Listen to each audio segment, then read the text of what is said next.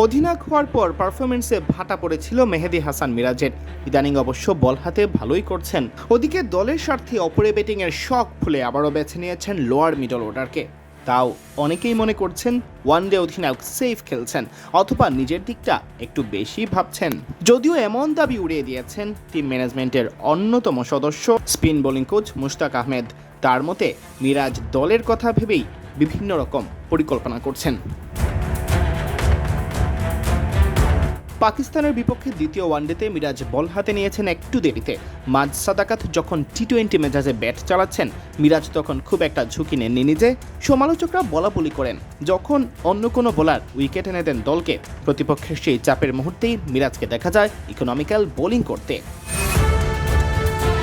তবে শীর্ষকে আগলে রেখে মুশতাক দিয়েছেন সাদাকাত আক্রমণাত্মক ব্যাটিংয়ের সময় মিরাজের বোলিংয়ে না আসার ব্যাখ্যা। আমি মনে করি না মিরাজ সেফ খেলছে, কারণ সে অনেক ভালো বল করছে। গত ম্যাচে অনেক ভালো বোলিংই করেছে। ভালো ফর্মে থাকলে আপনি নিজেকে সুরক্ষিত রাখার কথা ভাববেন না।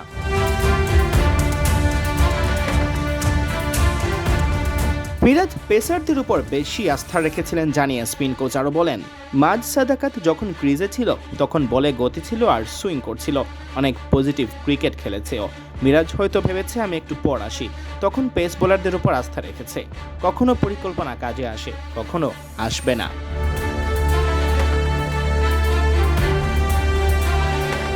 ছন্দে ফিরতে ওয়ানডে অধিনায়ক কঠোর পরিশ্রম করছেন।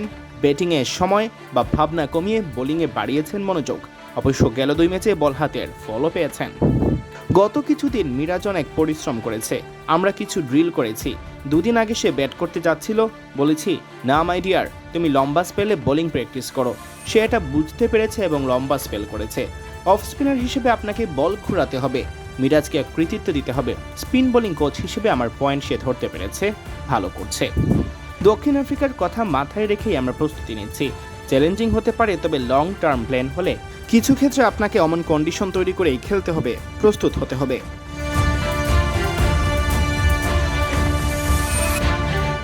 সিয়াম চৌধুরী, বিডি ক্রিক টাইম।